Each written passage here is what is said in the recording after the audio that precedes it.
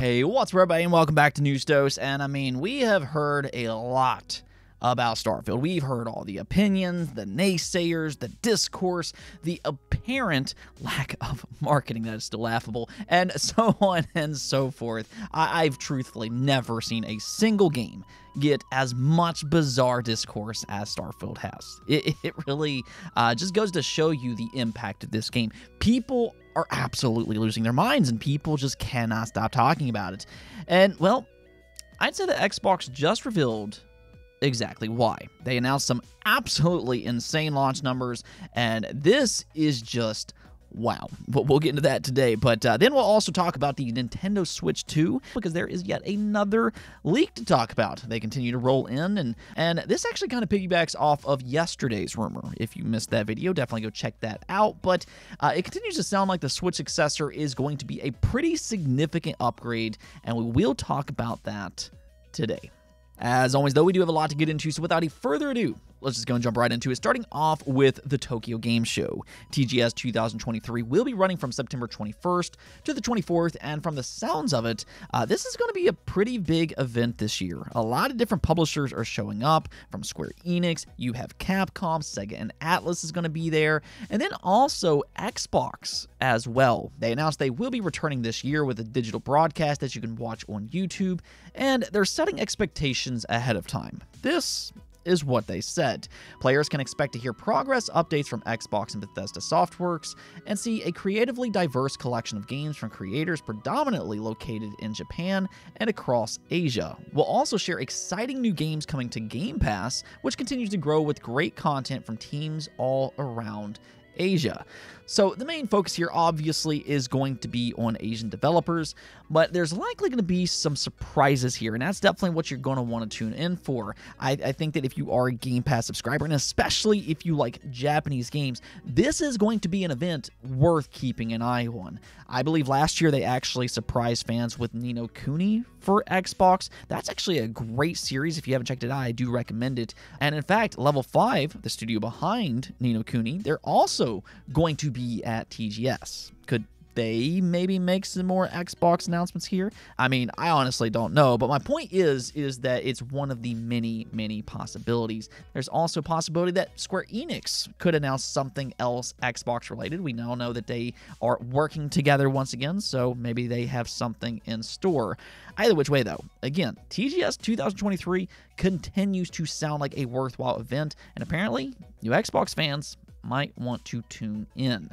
Now, speaking of Game Pass, though, unfortunately, we do have a delay to talk about, and this is for the highly anticipated Replaced. I mean, this game has garnered a lot of attention since it was first announced. It is a strikingly beautiful art style, and I mean, I'd go so far as to say that it's probably among the most anticipated upcoming independent games right now. Unfortunately, though, it's no longer slated for 2023.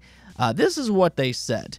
After Replaced initial announcement in 2021 and its follow-up trailer in 2022, we had this incredible high bar of community's expectations, and at this point we knew that we can't afford to release a subpar game. We truly want Replaced to be something special and memorable for everybody. This is our first game, and we want to make every aspect of it the best it can be. We want to stress the fact that we do understand the game's scope, and we're very aware of traps of overpromising and under-delivering. As of today, development is progressing at a steady pace. The majority of systems are functional now, and we are in a super intense asset production phase, which is currently our main bottleneck. Our quality bar is incredibly high. To give an example of this, the main character in Replaced has more than 500 meticulously handcrafted animations made just for platforming. Luckily, these are all finished now. We want to deliver every aspect of the game to the same high standard, and that requires additional time and effort. Unfortunately, this also means we have to delay the game's release. So when I hear that, I actually kind of view this as a good sign. They are putting quality first, which, you know, that is the most important thing. Just look at Starfield as an example. It got delayed, and the end result is better for that fact. Now, we'll see how this works when it comes to Replace, but I think a 2024 release might actually be better just because the rest of 2023 is so stacked. So hopefully this will release next year, and hopefully this delay will be for the best. Moving on, though, let's go and talk about the game that's on everybody's mind, and that is none other than, of course, Starfield. I really cannot stress that enough. This has been such a bizarre release in the sense that you have a pretty sizable community doing everything that they possibly can to attempt to hurt this game. The discourse for Starfield has been wild to follow. It's weird, honestly, but it's also felt. No amount of discourse is stopping this hype train because Xbox just revealed its launch numbers, and this is truly insane. So this was posted up by Bethesda, and check this out. They said, as of this morning, Starfield has already surpassed 6 million players, making it the biggest Bethesda game launch of all time. Now, they've had a lot of very successful launch games. I mean, you're talking about some of the most successful RPGs ever, so to have the biggest launch of all time, that is quite significant. And something else, though, that you need to kind of pay attention here is that this is actually referring to Thursday morning, meaning this is just the first full day of Starfield's official release in the middle of the week, which makes this even more impressive. That means that Starfield still has 2 full days until the weekend when a ton more people are going to jump on. So by the end of its first official weekend, it will continue to climb even further. And that's crazy to think about because this is already the biggest launch ever for any Xbox game in history. In fact, and I do understand that this might be an apples to oranges comparison because the inclusion of Xbox Game Pass, but just for comparison's sake, to kind of put into perspective how impressive this is, technically, Starfield has already reached more players faster than any first-party PlayStation game ever made. Just last year, God of War Ragnarok sold 5.1 million copies in its first week, which, by the way, that is extremely, extremely impressive. But here, Starfield sits at 6 million players with its first official day on the market. Again, just kind of keep in mind that this also includes Game Pass, and of course, there's early access as well. That's been going on for about a week, in which it was estimated to have sold at least 2 million copies across both Steam and Xbox, which that is insane on its own. I mean, 2 million plus people paid for that premium edition despite it coming to Xbox Game Pass a short week later. So, I mean, it's hard to tell exactly how many people jumped in day one with its official launch on September 6th compared to its early access, but this is a stellar start to a massive, massive game. I know there's people out there that wanted this game to fail, but it's anything but that. This is a big success for Xbox, and they got their hit game. This is exactly why Microsoft went out and acquired Bethesda. They're kind of a big deal. They have a reputation at making some of the most beloved, some of the most popular, and most memorable RPGs of all time, and they've done it once again. Starfield will be remembered as one of the most played RPGs of our time, and it'll be played for years and years, much like other Bethesda RPGs. I'm going to go ahead and predict that right now. What you're kind of seeing here with its launch, though, is that people are buying into the hype and they want to see what all the talk is about, which is kind of amusing when you think about it. One of the most hilarious things about it reaching 6 million players so fast is that there was some pretty loud discourse last month asking, quote unquote, why isn't Xbox talking about this game? And apparently, quote unquote, no one cares. I'm not going to name any names here. We all know who they are. But that topic was always laughably disingenuous, which was further proven today. Either way, though, big congrats to Xbox and Bethesda. They got their big hit game here, and it's well-deserved. This really is a great game that I think, again, people are going to be playing for years and years to come. Let's go and switch gears here for a moment, though, and talk about the Switch successor again, because another supposed leak emerged online that piggybacks off of yesterday's Switch 2 report. Now, if you don't know what I'm talking about here, VGC and Eurogamer corroborated on a leak that Nintendo indeed revealed the Switch 2 at Gamescom behind closed doors. It apparently has ray tracing, which, I mean, that's actually a little bit of a surprise. It also has DLSS, that's been often speculated on, and the visuals, and this is the big part that everybody's talking about, the visuals they showcased was allegedly comparable to the PlayStation 5. Now, I can understand the skepticism of that claim because beforehand we were all kind of thinking that it would be closer to the PlayStation 4. Keep in mind that this is a handheld device. However, Because Nintendo has a good partner with NVIDIA, they can take advantage of DLSS technology, which is AI upscaling, which could improve the visual quality and performance enough to be comparable to the PS5 despite having weaker hardware. That's kind of the summary of the situation going on right now, but here's the thing. Now, another outlet is backing this leak, but with even more information. This comes in the way of Universo Nintendo. Considering this is a foreign outlet, I'm not actually all that familiar with them, but supposedly they have a pretty decent track record, which is why we're going to talk about them today. Still, though, I would take this with a grain of salt, but this is what their chief editor said on Twitter.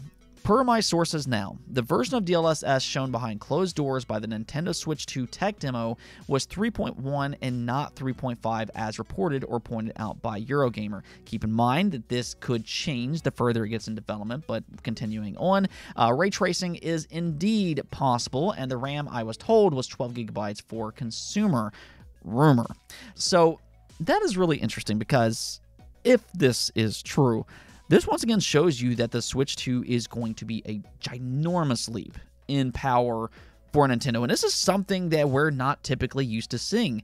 I mean, this is Nintendo that we're talking about. And to see that kind of power for them it is extremely exciting. But just for comparison's sake here, the current Switch only has 4 gigabytes of RAM. And then you have the Xbox Series S. That has 10 gigabytes of RAM. Now, the Series X and the PS5, they have 16, which again leans into the idea that it's not going to be quite as powerful as them, but we've seen the Series S this generation. It can run most modern games very well, just like a Starfield as an example. It runs very well on the Xbox Series S, and here you have the Switch 2, and allegedly it has more RAM than that console. It's also probably going to be more expensive. Now, obviously, there's going to be other important components. RAM is just one piece of the puzzle here, but if we're just talking about RAM, this would put the Switch 2 right between the Series S and a Series X. So, I mean, this is a pretty significant jump for Nintendo. To go from 4 gigabytes of RAM to 12 gigabytes, I mean, that is a massive improvement and something that we haven't seen from Nintendo in generations. Like I said yesterday, it's almost like they're leapfrogging an entire generation. And instead of being compared to the PlayStation 4 and the Xbox One, which a lot of us thought was going to happen, they're going to jump straight to the PlayStation 5 and the Xbox Series, at least according to these recent leaks. But we'll just have to kind of wait and see. For the time being, I would just kind of take these rumors with a grain of salt until 100% confirmed. But it does seem like there's a lot of smoke brewing in the background that this next Switch is a significant upgrade. I am crossing my fingers that it is because, whew, can you imagine the next Zelda with PS5S graphics? That is a fever dream. Let's hope that this is true. Now, we do have one last thing to talk about here, and that's a new Teenage Mutant Ninja Turtles game based on the recent animated movie, Mutant Mayhem. Now, admittedly, I haven't watched this movie myself, but I've heard pretty good things about it. It's got a 97% on Rotten Tomatoes and a 90% audience score, so, you know, if you put any weight into that type of stuff, well, there you go. That's at least a good sign. But they are making a game based on this movie. It's apparently set months after the events of the movie, which I'd say that that's good to hear. As some of you all are probably well aware of, straight-up movie to game adaptations don't usually work all that well. We've kind of learned that the hard way. It's honestly better to give developers their own creative freedom, and it sounds like they are going to have that somewhat here. If you are interested in this game, though, or if you have kids that are, it is set to release next year at an undefined date for consoles and PC. Let's go take a look at the poll of the day, though, where I asked you all, has Xbox proven that the Bethesda acquisition was worth it? And as you can see here, you all gave a resounding yes, with 75% voting yes, whereas only 15% voted no. I mean, here's the thing. If you just look at the last 12 months alone, Bethesda's kind of carried their big first-party output on Game Pass. In the last 12 months, they released all of these games on Xbox. You have Deathloop, Ghostwire Tokyo, Hi-Fi Rush, which was excellent. Then you have Redfall, that was their one blunder.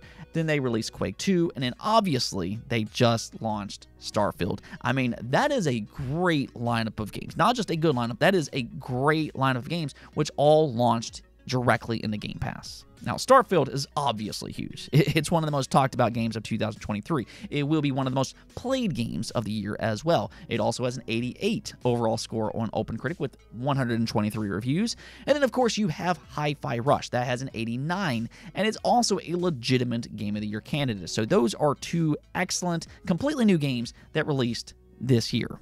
So yeah, they've had a very good year, and I don't think there's any other way to slice it. And really, when you think about it, this is just kind of the beginning. Bethesda still has games like Indiana Jones in development. They have The Elder Scrolls 6, which, I mean, if Starfield created this much havoc, can you imagine what's going to happen with the next Elder Scrolls? It's going to be pure chaos, unfortunately. But id Software has a new game coming as well, maybe a Quake reboot. That would make a lot of sense with all their recent remasters. But yeah, I do agree with you all here. Bethesda has definitely proven their worth. Anyways, though, that's it for this episode. But if you liked the video, don't forget the bell notification and subscribe button for more content just like this. Also, if you'd like to support the channel through Patreon, thank you for making this content possible. Peace out.